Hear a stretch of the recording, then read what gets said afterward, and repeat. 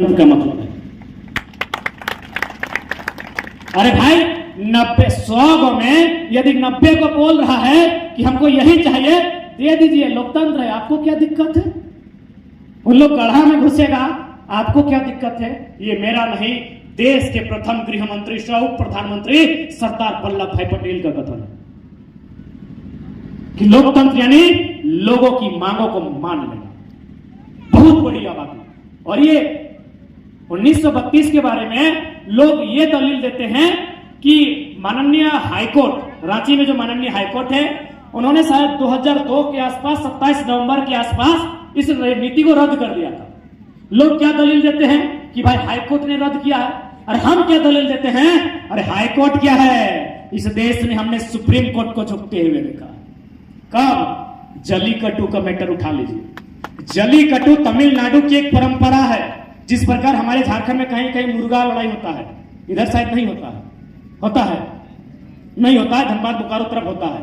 तो ठीक उसी प्रकार जलीकट्टू में माने जो बैल है उसको लेकर एक खेल होता था। तो सुप्रीम कोर्ट ने कहा कि भाई इससे बैलों को दिक्कत हो रहा है और भारतीय संविधान 48 के अनुसार वन्य जीव माने जीव जंतुओं को भी अधिकार इस देश में है। तो सुप्रीम कोर्ट ने इस नियम को, इस परंपरा को बोला कि रिजेक्ट, इसको मैंने बंद कीजिए। किसने? सुप्रीम कोर्ट ने। यहां तो हाईकोर्ट का बात हो रहा है। तमिलनाडु के आदमी सड़क में आए, पूरा भारी संख्या में सड़क में आए और एक लाइन बोला, ओ सुप्रीम कोर्ट, जब आपका पैदा नहीं हुए थे उससे हजारों साल पहले से हमारा बाप दादा का ये नियम है, यानी यदि बदलना है आप अपना निर्णय बदलिए, हम ये कार्यक्रम करेंगे। और सुप्रीम कोर्ट को अपना निर्णय को बदलना पड़ा। आज भी जल्लीकट्टू कार्यक्रम तमिलनाडु में चलता है। यहां तो हाईकोर्ट का बात हो रहा है। क्यों नियम बदला? न लोकतंत्र का मतलब है गर्दन की संख्या, लोकतंत्र का मतलब है सर की संख्या।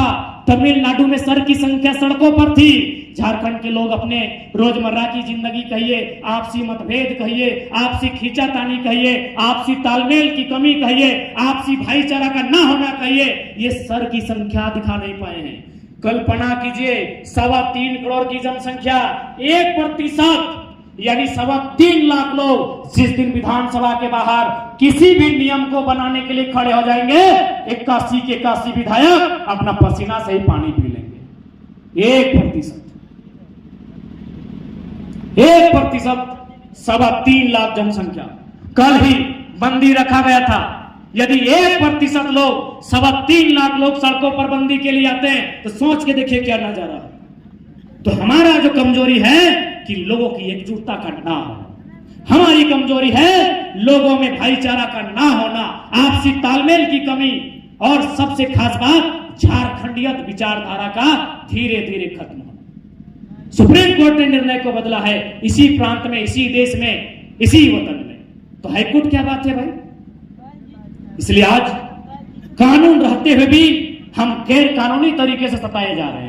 अनुसूची 5 लातेहार जिला ये अनुसूची 5 का क्षेत्र है, यानी यहाँ जनजातियों के लिए विशेष सुरक्षा, उसके साथ साथ तमाम मूलवासियों के लिए विशेष सुरक्षा जमीन कानून है। लेकिन आज देखिए धड़ल्ले से हमारी जमीनों को कब्जा किया जा रहा है, धड़ल्ले से हमारी जमीनों पर कंपनी लगाया जा रहा है, हमारी जमीनों पर फैक्ट्री स्थापित किया जा रहा है, हमारे जल जमीन जंगल को दूषित किया जा रहा है, और अब हाथ में हाथ धरे बैठे हैं। क्यों? जिनके भरोसे हमने राज की बागडोर सौंपी थी, आज वे लोग केवल और केवल अपने परिवार तक सीमित हैं, वे लोग केवल और केवल पूंजी तक सीमित हैं। इसलिए आज हमारा भविष्य अंधेरे में। आज आपको क्या लगता है हम क्या नहीं खो रहे हैं? हम बहुत सबसे महत्वपूर्ण, हमारे पढ़ने वाले छात्र अपने उम्र के सबसे महत्वपूर्ण समय को खो रहे हैं। पुलिस की आखिरी बहाली कब आई थी? 2015-16 में। टीचर की बहाली कब आई थी? 15-16 में। आज 7 साल 8 साल बीत चुका है। नीति नहीं तो बहाली कहां से? हम क्या खो रहे हैं? अपना उम्र खो रहे हैं। सबसे महत्वपूर्ण उम्र जो हमारा 16 साल से 24 साल के बीच का होता है, उस उम्र को हम खो रहे हैं। हमारे नौजवान, हमारे पढ़ने लिखने वाली भाई बहनगण अपने उम्र के सबसे शक्तिशाली समय को खो रहे हैं। और आपको लगता है हम क्या खो रहे हैं? हमको क्या नुकसान हो रहा है? और एक नुकसान जो हो रहा है उसकी आप भरपाई जीवन में नहीं कर सकते। आखिर आप अपने भविष्य का निर्माण कैसे चाहते हैं? आप किस आधार पे बोलते हैं कि हमारा भविष्य ठीक होगा? वर्तमान को देख कर ना। आज वर्तमान के संघर्ष को देख कर ना कहते हैं कि हमारा भविष्य ठीक होगा। यदि हमारा वर्तमान इसका 8-10 साल बेकार कर दिया जाए, बर्बाद कर दिया जाए, तो कौन सा भविष्य हमारा सुरक्षित होगा? किस प्रकार के भविष्य को हम दुहाई देते हैं कि हमारा भविष्य मजबूत होगा? इसलिए आज समझने योग्य बातें हैं। आज सबसे पहले हम आपसे निवेदन करना चाहेंगे, जैसा कि हम देख पाए बड़ी बड़ी कंपनियां आपके क्षेत्र में भी स्थापित हो रही हैं। इसलिए आज जितने भी जानकार लोग हैं जो कंपनियों से संबंधित जानकारी रखते हैं, अपने लोग अपने लालच को त्याग करके अपने इस गांव के बचाने के लिए लड़े। हम मानते हैं लातेहार के लोग धनबाद की लड़ाई नहीं लड़ेंगे, लेकिन समर्थन दे सकते हैं। धनबाद के लोग लातेहार की लड़ाई नहीं लड़ेंगे, लेकिन घर बैठे अपना समर्थन दे सकते हैं प्रेस के माध्यम से, किसी अन्य माध्यम से, कि हम लातेहार के झारखंडी बंधुओं के साथ खड़े हैं, उनके साथ जो जुल्म हो रहा है उस जुल्म का हम प्रतिकार करते हैं। लड़ाई आपकी है, लड़ना आपको होगा, लेकिन आप लड़ेंगे कैसे? विकास बाबू ने आपको बड़ी अच्छे से बताया कि यही सही बात है। आपका फायरिंग का जो मामला था लातेहार में, लगभग 1972-75 का मामला था, आज वापस हुआ कि नहीं? नेतरहाट फील्ड फायर रेंज के नाम से था, लोगों ने लातेहार से पद यात्रा निकाला था, आज रद्द हुआ कि नहीं हुआ? बहुत सारे कानूनें जो इससे भी बड़ी बड़ी बुरी कानूनें थी, लोगों की एकजुटता ने, आंदोलन ने, संघर्ष ने रद्द करके दिखाया है। ठीक है, उसी प्रकार यदि आप जागरूक रहते हैं, आप अपने अधिकारों को जानते हैं, आप कागजी कलम से सफल रहते हैं, तो कंपनी आए या फिर से ईस्ट इंडिया कंपनी आए, उखाड़ के फेंक दिया जाएगा। अरे ये कंपनी कितना जमीन में है? 1000 एकड़ में, इतने में है, मानते हैं 2000 एकड़ में। ईस्ट इंडिया कंपनी पूरा इंडिया में था ना भाई? अरे इंडिया को अंग्रेज लोग गुलाम नहीं किया था, ईस्ट इंडिया कंपनी के माध्यम से गुलाम किया था। इन्हीं पूरा इंडिया में मोटा मोटी मान के चलिए आज का पाकिस्तान और बांग्लादेश, सॉरी कल, आज अगर कल देखा जाए तो पाकिस्तान का बांग्लादेश का भी हिस्सा, यानी कुल मिलाकर आज हमारे पास 32 लाख वर्ग किलोमीटर है। उस समय 60 लाख के आसपास था, यानी 60 लाख वर्ग किलोमीटर। यहां तो 1000 एकड़ की बात हो गई। ईस्ट इंडिया कंपनी के अंतर्गत अधीन पूरा अखंड भारत था। वापस लौटे कि नहीं लौटे? उससे शक्तिशाली है कंपनी की, उससे पावरफुल है कि? फर्क क्या था?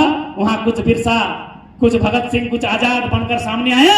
यहां भी इन कंपनियों के सामने नए युग के बिरसा को, नए युग के आजाद भगत सिंह को सामने आना होगा।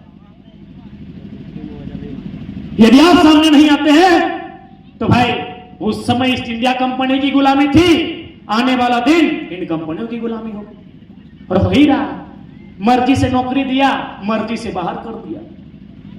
एक प्रकार से गुलामी है। खेत लेगा, जमीन लेगा, सब ले लेगा, क्या बचेगा? कुछ नहीं बचेगा। तो इसलिए अरे दुनिया से सिकंदर को खाली हाथ लौटते देखे हैं, ये कंपनी और ये बड़ा बड़ा अधिकारी और नेता मंत्री क्या है?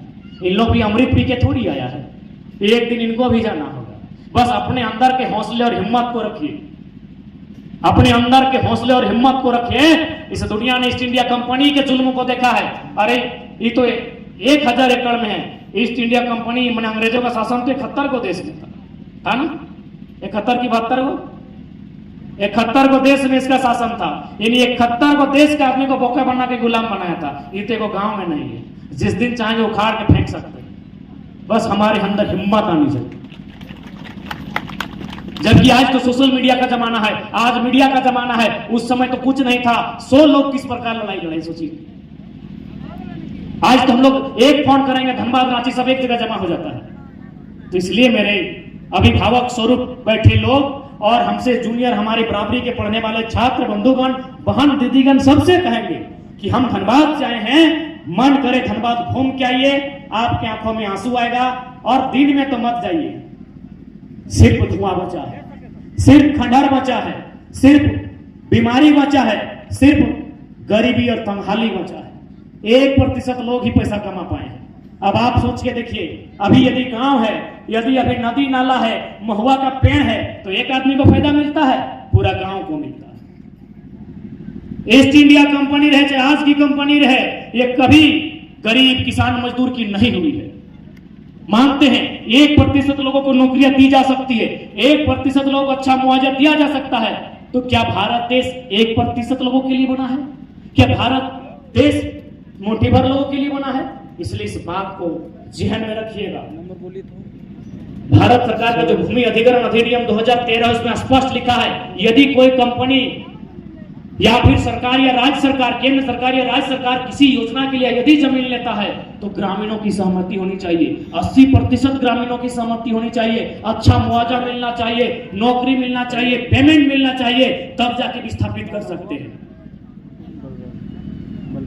लेकिन कंपनी क्या बोलती है, नहीं, झारखंड में हम लोग 1894 का भूमि अधिग्रहण कानून मानते हैं।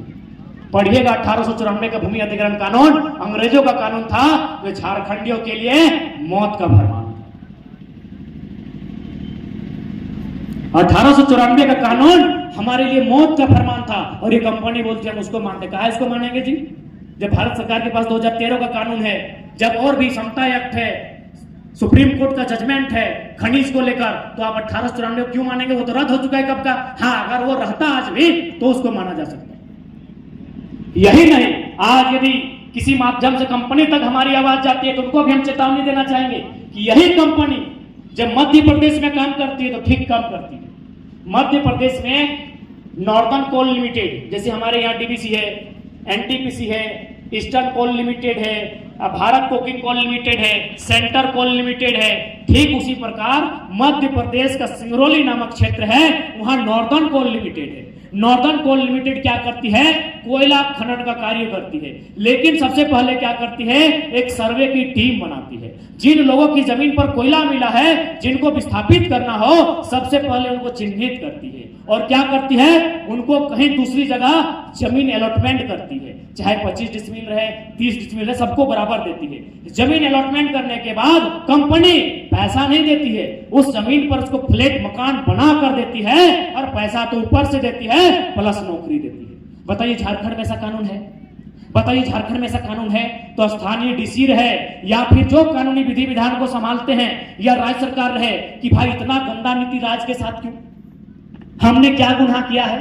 यही कोयला कंपनियां मध्य प्रदेश में ठीक काम करती है, यही कोयला कंपनियां नागपुर महाराष्ट्र में ठीक काम करती है। वेस्टर्न कोल लिमिटेड WCL, वहां भी यही कानून है, सेम प्रावधान है। यही कंपनियां उड़ीसा में महानदी कोल लिमिटेड MCL, वहां भी ठीक काम करती है। 8 कोयला की यूनिट है, लगभग 3 या 4 यूनिट झारखंड में है, बाकी यूनिट अच्छा काम करती है। जितना भी प्रदेश है वहां अच्छा काम करती है, लेकिन पता नहीं जब ये झारखंड आती है इनकी दोहरी नीति क्यों हो जाती है? इसकी दोहरी नीति का कारण है बिके हुए नेता। आपको क्या लगता है, विधायक का संसद के चुनाव में इतना पैसा का खर्चा होता है, इन लोग बाप घर से देता है, सबको कंपनी पैसा देता है। तो जब इन लोग बाप घर से पैसा नहीं देता है, इन लोग नाजायज बाप लोग से पैसा लेता है, तो जीतने के बाद नाजायज बाप लोग का दलाली करेगा।